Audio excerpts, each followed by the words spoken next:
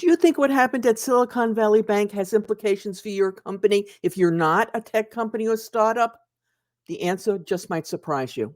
The news of the failure of Silicon Valley Bank ratcheted across news outlets, its impact being widely discussed by finance thought leaders everywhere.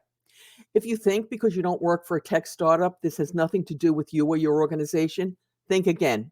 This should be the wake up call for every accounting, finance, treasury, and accounts payable professional everywhere. It could happen to you, it could happen at your organization. Let's take a look at the implications for every company out there. We've got some really simple tips, changes every organization can make to protect themselves, and they don't take a lot of effort or money. You just have to do them. Make sure you stick around until the end when we discuss one really obvious tip, but one that almost everyone ignores. Don't be that person. Let's hope this wake up call. Let's hope this is the wake up call some need. Some changes are needed not only in the way we bank, but also in the way we address other accounting and finance issues that ones you may have not have thought of. So stick around. And let's start with what I call Silicon Valley Bank lesson number one. Okay, this is kind of obvious. Don't put all your eggs in one basket.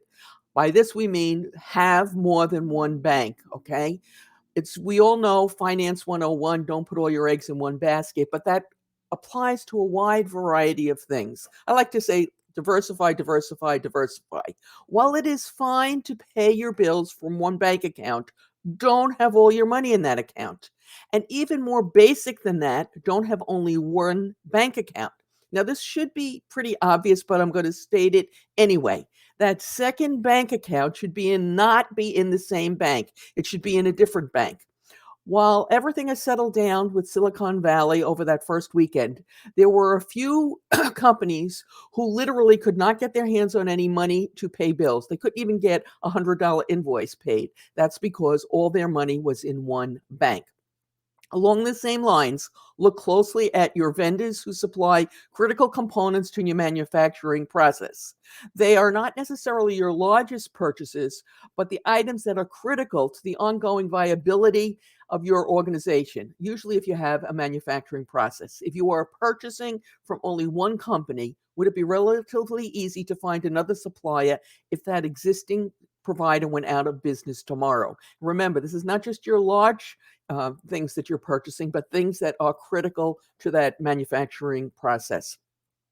You might also want to look at some of your key service providers, especially in niche areas where there aren't many who provide the service.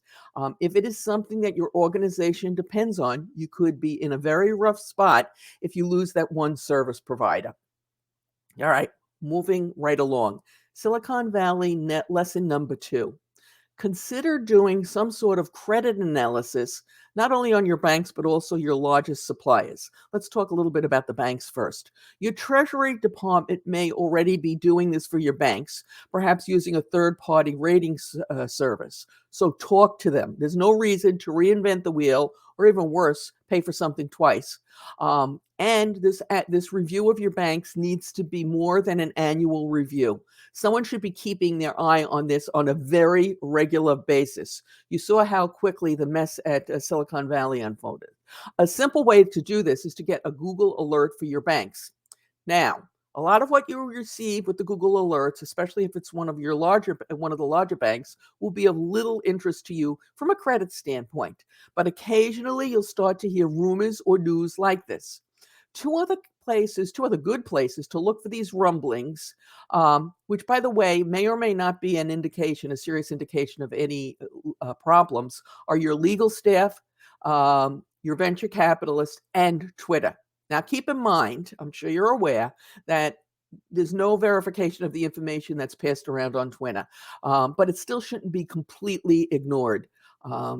It was a tweet, if you will, with news about Silicon Valley. Now, as I'm sure you're aware, sometimes what's running around on Twitter isn't true, but just keep your eyes on it.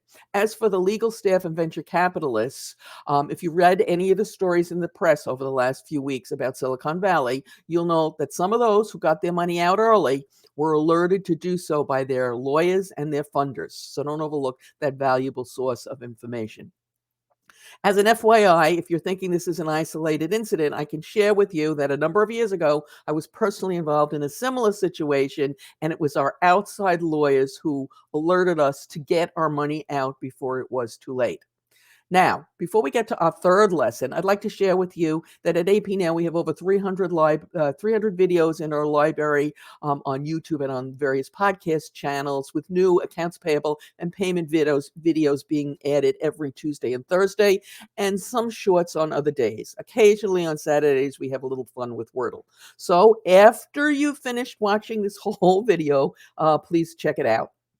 And now let's move on to Silicon Valley lesson number 3. Pay attention to the news and how it could impact your business.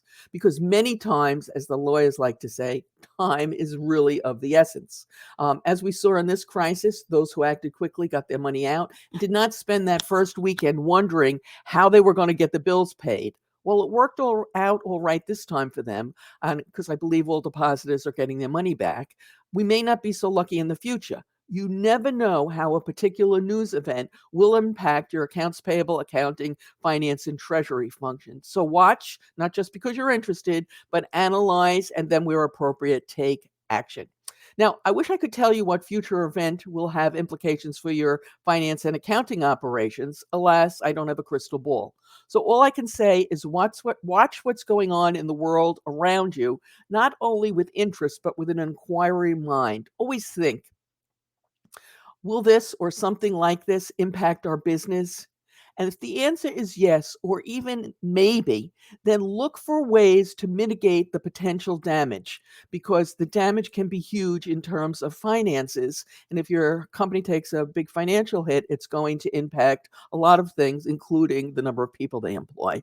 Okay, so keep your eyes on the news and think, does this impact us? So, for example, with the Silicon Valley situation, you don't think, oh, Silicon Valley Bank, they were a bank for high-tech companies, not us, and then go on your merry way. You want to take that one step further and think, okay, Silicon Valley Bank, a lender to many tech companies. Are we doing business with any of them? Are any of them going to be hurt? And if they are, is it going to impact our business? So just take it that next step, okay? Sometimes if you just go down this path just a little bit, you'll come up with the right answer. So, in answer to that question that we asked at the very beginning, yes, what happened at Silicon Valley could potentially impact you. Of course, you probably figured out that that's where I was going with this. Now, as promised at the beginning, you don't have to be a rocket scientist to implement these steps. Like many other processes in accounts payable, it's fairly simple and straightforward. Alas, it is one of the many oversights that happen in accounts payable. We recently did a related video entitled how to not make stupid mistakes in AP. I'll put a link to it at the end and in the show notes below so you can see if you agree with me. This session is part of our AP Best Practice playlist, which you can watch right now using a link that will appear momentarily on your YouTube screen and is in the show notes below. As always, we appreciate your thumbs up, your comments, your shares, and your subscribes. Good luck.